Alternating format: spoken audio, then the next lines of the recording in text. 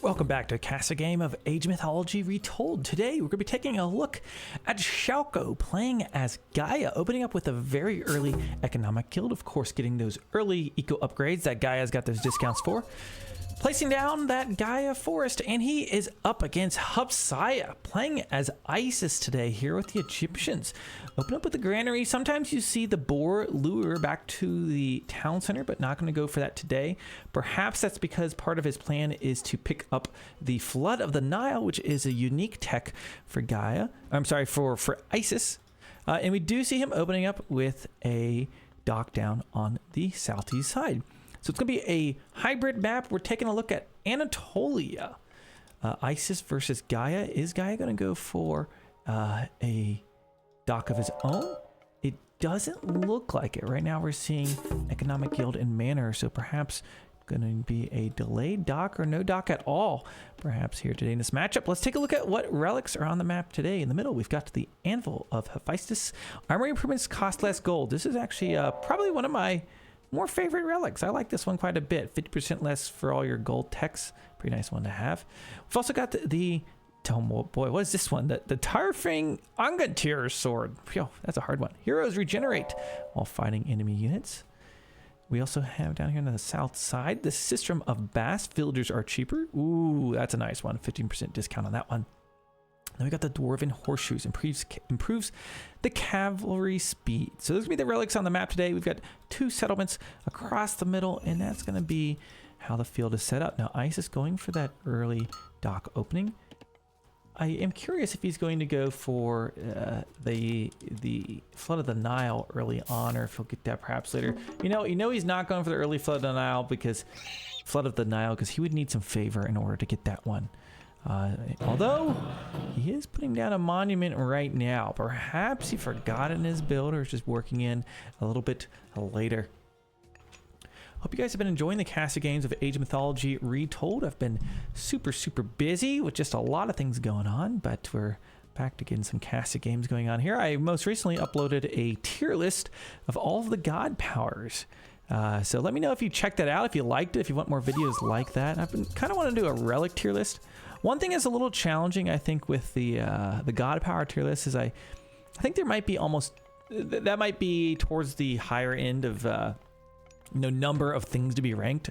I think I maybe would have a little more fun doing like a tier list by age of the god powers, or maybe some stuff like that, because it's kind of hard to compare like Bolt versus Meteor like side by side in a list. It's a little challenging, so I thought about that afterwards of like might be nicer to do it by age. But let me know what you think if you saw that, or have any ideas for some other ones. I think a relic tier list would be pretty fun. It'd be funny to do. I don't know how many total different relics there actually are available on the map. Okay, we see queued up Oceanus. So going to be a faster age up here on the Gaia side, just because he's not going for that early. Oh, he did go for a dock down here. He did actually add it in. I guess he did get a lot of his eco techs. If we take a look at these citizens, he's already got hand axe, he's already got pickaxe. Gaia has access to these techs an age earlier, and of course discounted rates. Not only discounted, but the Gaia forest gathers faster for the citizens here for Gaia. On the other side of the map, we've got a temple down. Let's see what the age up's going to be coming in here shortly. It is going to be Oceanus, of course, for Gaia. Just now we do see that Flood of the Nile coming in here, not far from the transition that's going to be going on there. And he'll be aging up, likely with Bast, I think we'll see.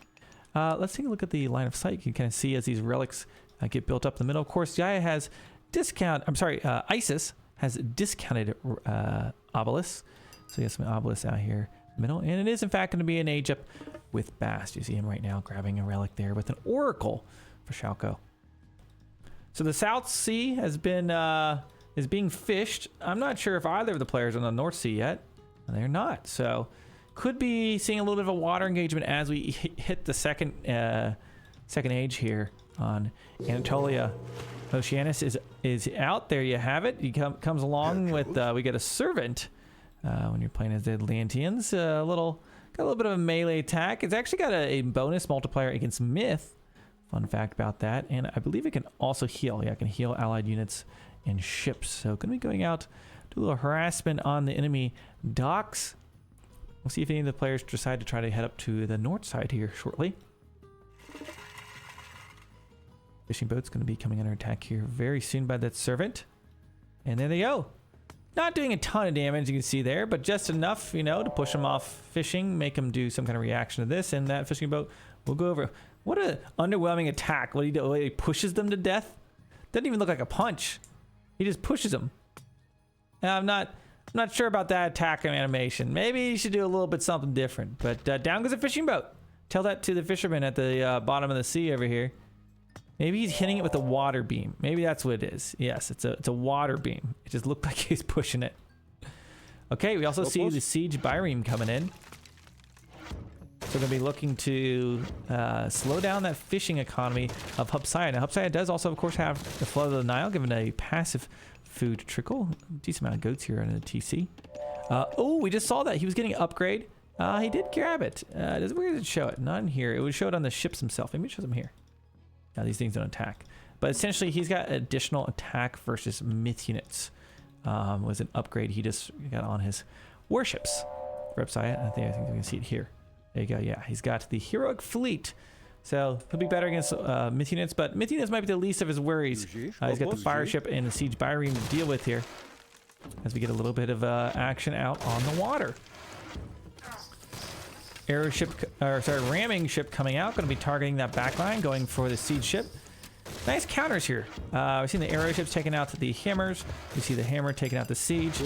And he's actually doing a nice job holding this with maybe being a little bit later to the game. We also have the dock providing some fire as these fishing ships were garrisoned. But Hubsaya with some nice micro here today. Looking like he's going to be able to hold the water here. In the oh, is he trapped, that villager? He might be able to hop through the tower, but for now, yeah, this is gonna happen. He might be trapped. Yeah, he's gonna. I think he maybe could garrison and ungarrison out if he's lucky. We'll see. We'll see if he's able to get away with that. There's Bast using that spin to win there with the Sphinx. He actually upgraded them. Crow Sphinx. You see, that's the first tier of upgrade you can get for them. You can upgrade the Sphinxes multiple times. Taking a lot of damage. Not sure what he took damage from. Perhaps this Oracle was the one doing that. But it's able to micro back, and it should be able to heal that Sphinx up. So nice use of that. And needs to be careful because, man, you don't want to lose several Atlantean citizens to something like this. So he'll probably back forward. Obelisk is actually keeping an eye on him, so he kind of knows exactly where to raid. It looks like Shalko is going to be answering. He's got some Murmillo as well as Charbalista. And yeah, he's got counter barracks and military barracks back at home. For Egyptians, nothing like that. I kind of anticipate we're going to see Egyptians just going straight up to the next age. He does have a market already available. Doing a good job of holding the water. It looked like Shalko maybe originally had the naval advantage, but he is going to be able to hold that. Now push the Atlanteans back. This kind of feels like he's going to make another settlement here at some point. Carnivora being used on the water. Oh, but don't forget these are upgraded to do more damage versus myth units. So they actually take a lot here. I think this is classified as myth unit it is. So that upgrade actually helping immensely against that Carnivora. Pretty much completely negate it. And with that, Hubsaya is going to be able to take complete control of the water. A relic in hand. What is this? As those cheaper villagers. Wants to grab that. It looks like it might get yoinked, but maybe not. He actually got the second level of upgrades there for the Sphinxes. Now has a hero because of Sphinx. So he can really do some spin to win on those villagers. If I was him, I would just run past all this and go to the back line and try to hit those villagers. Probably your best bet. Don't want to be going up against these heroized Murmillos, certainly. Now, since he went for this naked fast heroic, going up with Nephthys right now, and we do see heroic, or the Sacred Cat's food upgrade. He doesn't have any units to really defend right now. So he's going to need to really quickly drop down to Migdol, which is okay. You've got 2 gold mines in base here on this map. Probably I think the only map that's got 2 gold mines in base. So nice for him to sit back. We do see upgrade coming in right now. So that where are they? There they are. Okay, age up is in. So he now has the Bite of the Shark. So it costs him to do damage over time, bleeding damage over time. A really nice upgrade. That's why you almost always see Oceanus picked. That upgrade is just really a good option to have. We do have the Scorpion Man out now. with the priest, but it's pretty much got myth units and priests. Not sure that's gonna be enough to take this army right now. It's gonna need to be dropping down some kind of military building. You know, I say that, you think so, but you know, Egyptian players, sometimes they just go straight to the Mythic Age. Not sure that's gonna what we see here today. Okay, Shalko has pre-queued an age up, but not aging up yet. Going to be looking to take out some of these docks, but I'm not sure how much damage this is really doing. He's able to take control of the whole sea already. He's probably gonna take out that final dock. So he's gonna be sitting in a pretty good spot. Where did he use that? Did he use it on water again, or did he use it on land? That's kind of hard to tell. Where did he cast it? Carnivore is somewhere. Up there on the north side. Okay, so he's gonna be trying to take out this dock. It's gonna take a long time for that carnivore to get the dock. One priest can go up there and kill it if he wants to. So we'll see. Not sure that's the best use of this. Ooh, but look at that. A little greedy. Egyptian's trying to go for that forward gold. He already has 2 golds in base. Throw down a Migdol, make some military units. He's going for the villager only challenge. Oh, we saw Scorpion almost was able to take it out, but yeah, I'm saying not gonna be able to. He even built a forward monument to the soldiers, but okay. He's like, okay, I guess I have to build some military buildings, but again, buildings on the front line gonna be taking fire. This may possibly get denied if he were to micro up onto those villagers here. See if he realizes it. He's trying to take it down. He might even be able to enough damage. Yeah, I think this might be a little bit of a mistake here by Hypsia building this on the front line. Got Scorpions coming in as well as the Sphinx. Maybe going to delay just long enough to get this bad boy down, but he doesn't. Still with no military production. He's got the myth unit, so maybe he can hang on with this, but really needs to slap down some military production facilities. Going to be using prosperity to try to get some more gold out. Going to put all these villagers on gold, but actually he can't fit any more villagers on gold here. And that's a lumber camp. Oh my gosh, this is what I do. Lumber camps on the gold mine.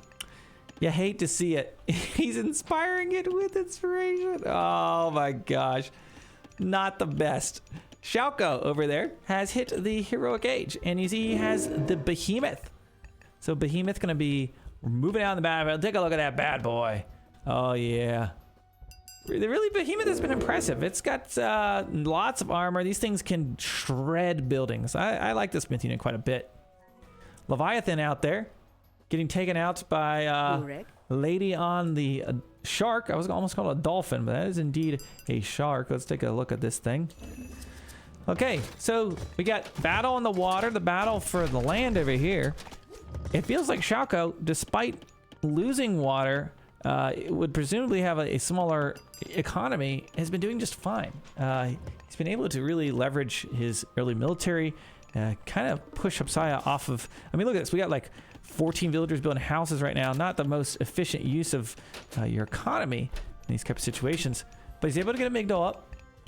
Let's see what he's able to do with it. Another behemoth's going to be trained. Yeah, those behemoths could rip through that front line, but we do see a number of priests for Hypsia ready to go. There's that behemoth. He's ready to crunch on some buildings. Look at him. Oh, there he goes. As I told you, these things do so much damage when they're not walking around. That is. Got a lot of armor as well. Very interesting unit. It's got directional armor, which is a unique thing for myth units. I believe it does have directional armor. I don't know if I just made that up, but I'm pretty sure they have directional armor. Where is it on the tooltip? Is it there? There it is, directional plating. Yeah, if you don't read everything, maybe you wouldn't know about that. You would think it would just say it on the really good tooltip, but that'd make it too easy. Hopefully you learned something. Let me know if you just learned in the chat if about directional armor on the behemoth. Just walking by his villagers, no big deal. They're just getting gold. I must say, Hypsia playing this rather turtly and greedy. I guess he's going for a chariot and priest build right now.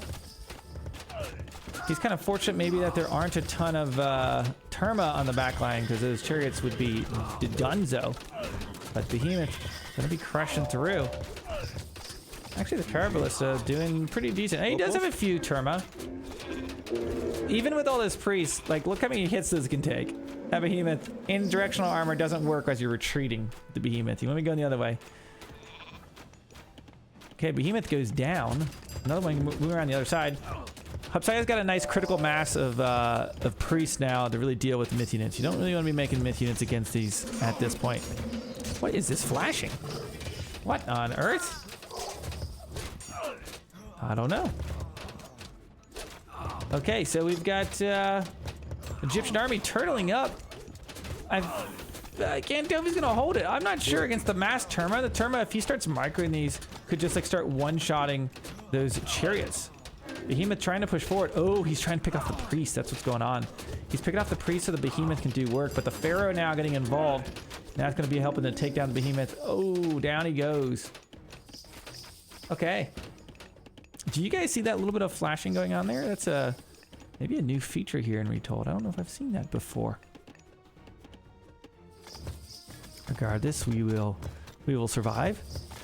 Okay, so army continues to kind of try to push here. We got Shalko building palaces in the middle. Palace in the middle. We got a Migdal going up adjacent. We've got expansions on gold in the north. You can't fit any more on that. Holy cow. Palace up there as well. Pretty much if you can just camp the gold, wait for Egyptians to run out of it, you'll be pretty good. This is a hard one to kind of sit in your back of your base and use a market to trade. And he's out of this gold already. So he's got this one. A lot of gold left in there, but maybe a little bit of a rookie mistake. You don't want to build your Migdal that close because he's losing surface area to really slap those villagers on there to gather gold. So not ideal. Pretty Prime, thank you so much for the raid over on Twitch. Welcome, Raiders. We are mid-game here, age 3. Hupsia versus Shalko. An Isis versus Gaia showdown. Chariots versus a mass heavy Terma. I'm not sure how that's going to work out. I think he's going to need to change up his composition. I think Shalko's maybe got this a little bit better right now. If he started adding some destroyers, he would really be dangerous because these archers would never take out the destroyers. I could even target this. Let's see if he's got line of sight on it. He seems to be just like running past it, so I'm not sure. It seems like he can see it. Maybe he should refocus his army. I mean, if you can divert this gold, that'd be very nice. You do see Shalko trying to just cut off this northern side. Even putting a Carnivora on that back line. Not doing a whole lot there, just kind of being obnoxious. And going to build some sentry towers. So using those buildings, he's working on just controlling portions of the map at a time. Okay, so Terma kiting back. A number of camel riders being trained now. And it's looking like this might just be a mass Terma composition. I can't really blame them. Although I feel like these camels going to make this a little more challenging. Oh, Catapultes. They'll do pretty good here, but not against the chariots that are going to be taking them out. And there they are, guys, the destroyers. This is where things are going to get tricky. These destroyers are going to take this out. This is the only gold mine that Hupsia had access to. And you look at it right now, he's literally down to 0 gold. And let me tell you, you don't want to be playing Egyptians with 0 gold. Not looking good. This is literally a win condition when you're playing against Egyptians. You can't let this happen. He's got no gold coming in. Right now, we do see the Terma starting to take out a lot of economy here. This could be GG. Quite literally. Doesn't seem like a huge, win condition after all this has gone down, but essentially he's kind of waited out his opponent. Now, what is this? A sneaky goal down to the south, so he is able to get a little bit of gold income. But for what? Oh, there we go. We got a Wombo coming. We've got the Ancestors used with Eclipse. Is that going to be enough to hold this fight? Let's see how these Terma do here. He's got some heroized ones, so they might not be that big of a deal. His chariots are rather expensive. You just sit here and pick them off. You see him doing it right now. Yeah, watch this. When he does focus them down, chariots going down easily. Easily. Okay, Catapelte is good against Cav here, so nice unit to have here on the front line against these camels. They're going to do excellent. Of course, there's still a few of these minions running around causing problems. It looks like he has spotted the gold on the south side, so he's taking some shots at those villagers. Gold income still really, really bad for Isis. 3k food in the bank, 3k, about 4k wood in the bank for Gaia, and an age up is underway, and that is going to be Atlas. Boy, oh boy. I feel like Hupsia is going to have a huge hold here, especially as you know those age 4 myth units and god powers are on the way imminently, as he's just struggling to hold gold, but Ancestors wears off for now. Does look like villagers going to be trying to build a wooden wall. Not sure that'll be enough. Able to regain control of the gold in the middle, so he is still gathering. You look at villager count, 100 versus the 41 of ISIS. That ISIS eco count not looking so good. Building back the mid goal in the exact same place. But is that going to provide the value he needs? Destroyers are there, taking more villager losses. Pharaoh is trying to empower it, trying to hold on, but the Atlantean army just continues to move up and just keep pressuring the gold. And look at all these villagers are dying. They're not gathering gold. Shalko is rolling through this. And with that, oh, right before the Mythic Age, he almost had it. Boy, oh boy, Hubsaya getting knocked out here at the end of a very hard-fought game, getting pushed up against the corner. I can't help but think that it just feels like he's playing a little too greedy. It looked like for a time there he might go straight to Mythic with no military units. And Shalko lost the water early on. Hubsaya with a pretty impressive naval battle hold. But Shalko just bringing out the military, pressure, and just wait him out. This can happen. You feel like everything's in your hands. Everything's going well with Egyptians. But suddenly, oh, I'm out of my gold mine. Where do I go next? And as you start getting idled off gold, lose access to certain gold mines, get pushed off of map control, that's just not going to be good in the late game. Gaia taking a big victory here over ISIS and Hubsaya and his ISIS today. Guys, I hope you enjoyed this casted game of Age of Mythology Retold. If you did, consider subscribing to the channel. Leave me a comment below and let me know if you want to see some other different tier lists. If there's one you're dying to see, I'm always open to giving you a try. Thank you so much for watching, and I'll see you in the next one.